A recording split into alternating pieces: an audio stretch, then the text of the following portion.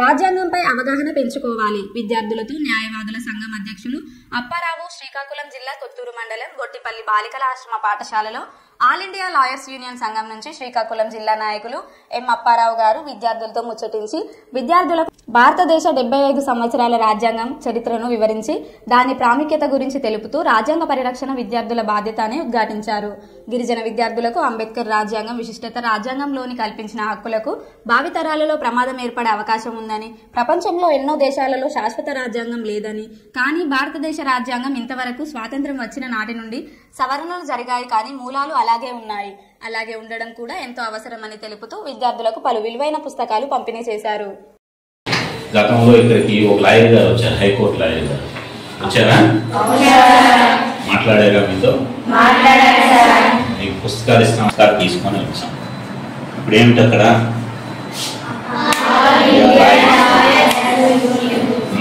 ఆ తరపున నేను ఆ యూనియన్ జిల్లా అధ్యక్షుడిని, రాష్ట్ర ఉపాధ్యక్షుడిని కాబట్టి ఆయన పంపిస్తే ఆ పుస్తకాలతో సహా ఈరోజు ఇక్కడికి మీ స్కూల్కి రావడం జరిగింది. అయితే ముందు నా పేరు ఎం అప్పారావు, ఇక్కడ కొత్తూరు కోర్టులో లాయర్ గారిగా ప్రాక్టీస్ చేస్తూ ఉంటాను. ఈయన సిహెచ్ ప్రసాద్ లాయర్ గారు. మీ టీచర్స్ తెలుసు, నేను పరిచయం ఆయన గారని. ఆ రోజు ఆయన ప్రధానంగా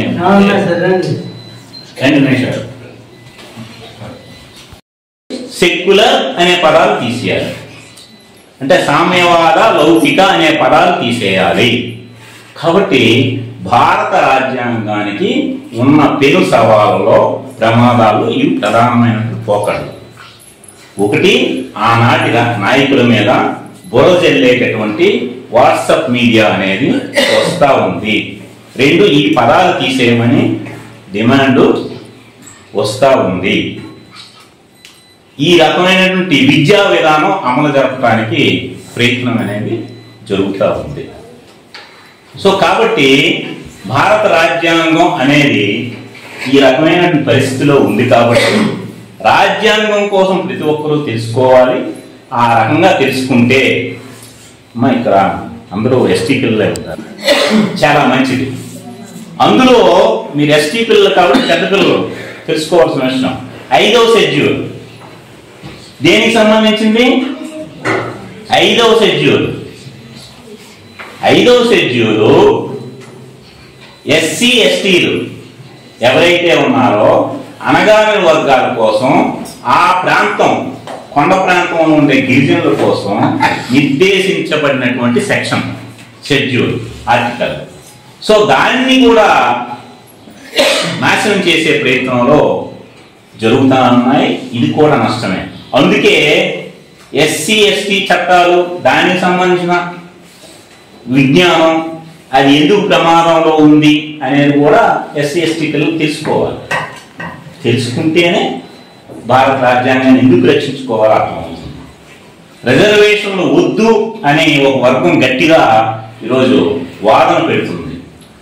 ఇది ఎందుకు తప్పో రేపు రానున్న తరాలకి మీలాంటి పిల్లలు చెప్పగలగాలి. కాబట్టి భారత రాజ్యాంగాన్ని తప్పనిసరిగా చదవాలి. దానికి సంబంధించిన బయట ఉన్న ప్రపంచం విజ్ఞానం అనేది చాలా అవసరం. అందుకనే ఒక కవి చదువేరా అన్నిటికీ మూలం అని చెప్పి రాస్తాడు. సో అన్నిటికీ మూలం చదువు కాబట్టి ఆ చదువుని నేర్చుకునే క్రమంలో మీ అందరికీ ఈ విషయాలు చెప్పే ఉద్దేశంతో భారత రాజ్యాంగాన్ని చదువుకోవాల్సిన అవసరం. కాబట్టి దానికి సంబంధించి ఎవరైతే టీచర్, సోషల్ స్టడీస్ టీచర్ అమ్మ, భారత రాజ్యాంగం పిల్లలు అని ఒక బుక్ వచ్చిందమ్మ. సో ఆ బుక్ యాక్చువల్ అయితే మార్కెట్లో 30 రూపాయలు, మేము 20 రూపాయలకి ఇస్తాము. సో మీరు ఎవరైతే 10th క్లాస్ పిల్లల మేరకి ఆ బుక్స్ తెప్పించుకుంటే, మీరు తెప్పించుకున్న ప్రైవేట్ బుక్స్లో దొరుకుతుంది, ఇందులో అడ్రస్లు ఉంటాయి, తెప్పించుకుంటే పిల్లలకి ఇస్తే అది పిల్లలకు అర్థమయ్యే భాషలో, అది అక్కడ గ్యాడ్జెట్ ఎమ్మెల్సీ అప్పారావు, కొత్తూరు కోర్టులో అడ్వకేట్గా పనిచేస్తున్నాను. నేను all India lawyers union Ailuru జిల్లా అధ్యక్షుడిని, అలాగే రాష్ట్ర ఉపాధ్యక్షుడిని. మేము ఐలూరుగా ప్రజల్లో సామాజిక చైతన్యం కలుగు చేయాలి, స్కూల్ పిల్లల్లో విజ్ఞానం కలుగు చేయాలి, చదువే విజ్ఞానమే అన్నింటికీ మూలం అని నమ్మి సమాజ మార్పుకి దోహదం చేస్తుందని నమ్మి స్కూల్స్లో మాకు తోచిన విధంగా కొన్ని విజ్ఞానదాయకమైన పుస్తకాలు, సైన్స్కి సంబంధించిన పుస్తకాలు, ప్రముఖుల తాలూకా జీవిత చరిత్రలు పిల్లలకి ఇస్తూ వాళ్ళందరూ కూడా దాన్ని చదువుకోవాలని చెప్పి విజ్ఞానం పెంపొందించుకోవాలని చెప్పి ఈ కార్యక్రమం అనేది ఈరోజు ఈ ఆశ్రమ పాఠశాలలో పెట్టాము.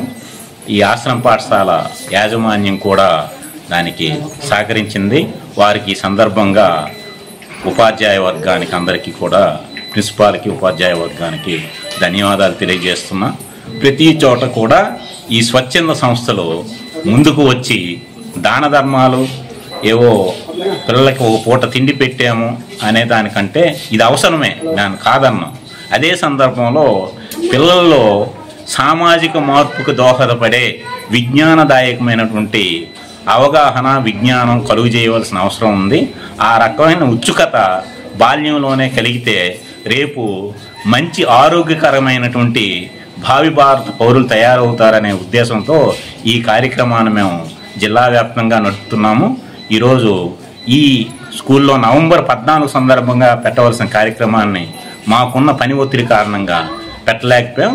ఈరోజు స్కూల్ యాజమాన్యం అవకాశం ఇచ్చినందువలన ఈరోజు ఈ కార్యక్రమం నిర్వర్తించాం. దీనికి సహకరించిన అందరికీ కూడా మరొకసారి ధన్యవాదాలు తెలియజేస్తూ సెలవు.